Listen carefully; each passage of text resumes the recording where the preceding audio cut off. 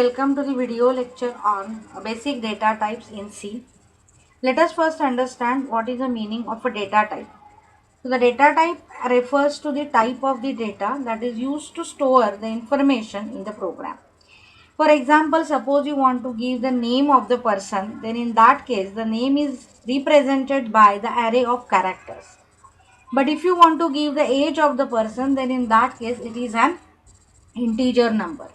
Suppose you want to enter the marks of the students, then it will require an decimal values or a fractional part to be entered in the program. So each of these data types, they actually require the different amount of memory, and this memory size depend upon the data type. Okay, and actually it can change, or the size of this memory will change depending upon the operating system.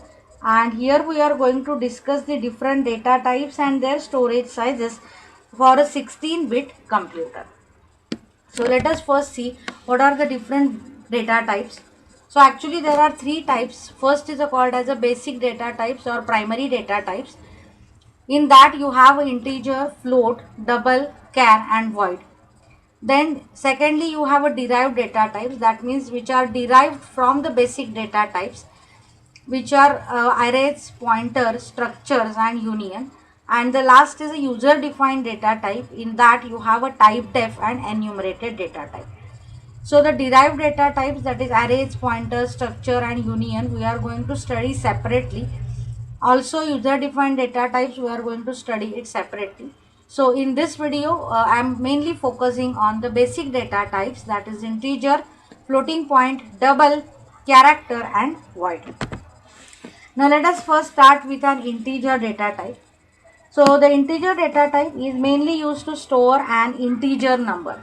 So what is the meaning of an integer number? Integer number is nothing but it is any number which will contain positive values, negative values and 0 without any decimal part.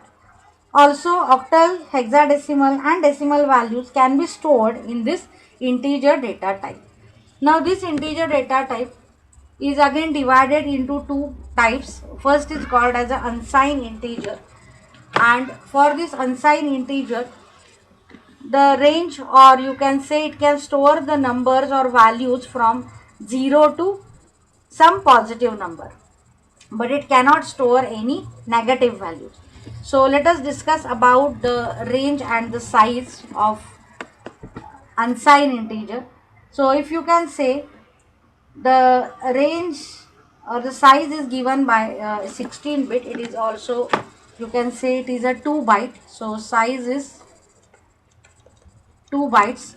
2 bytes means it is equal to 16 bits, because 1 byte is equal to 8 bits.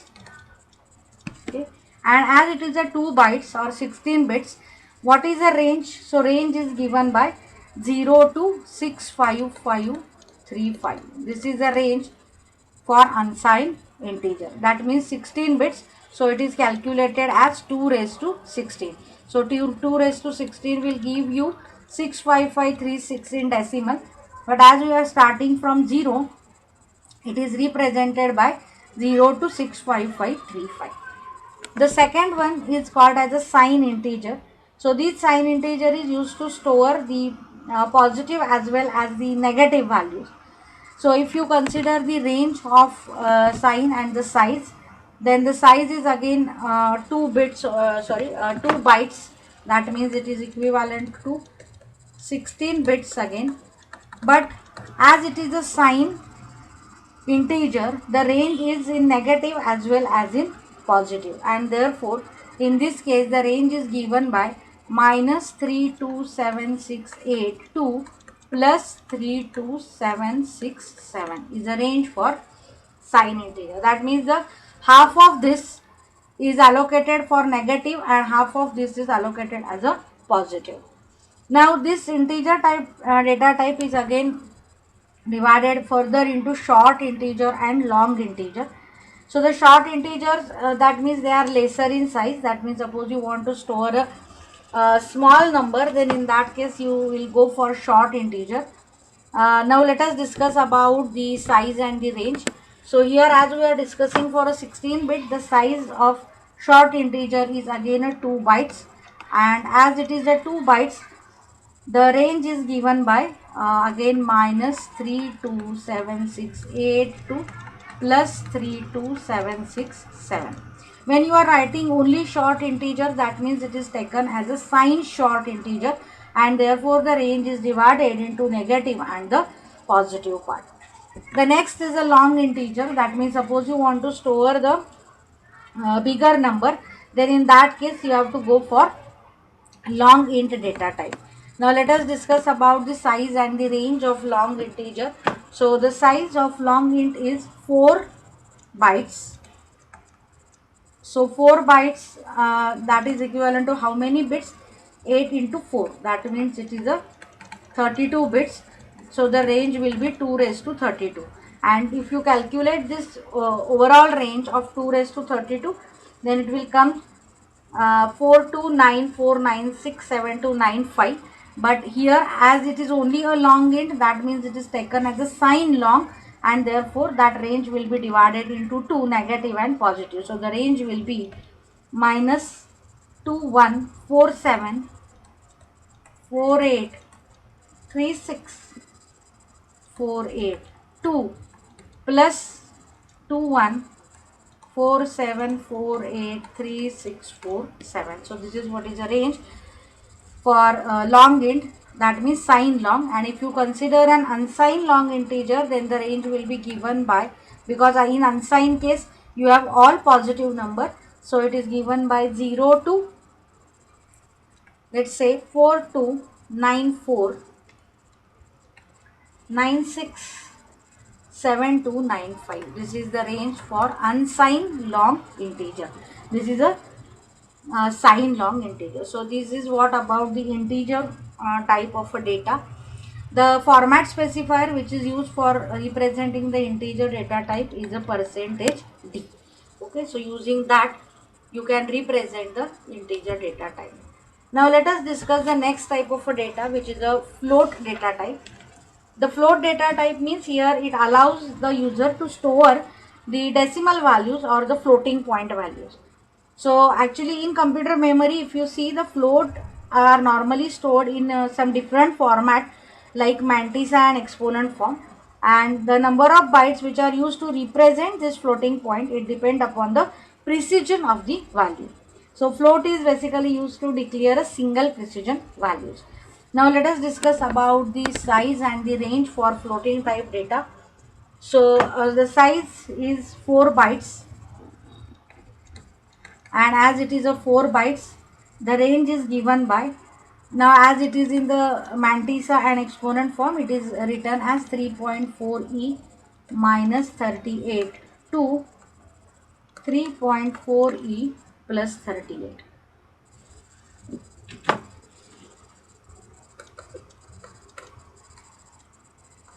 This is the range. Then in float we have one more data type which is called as a double data type.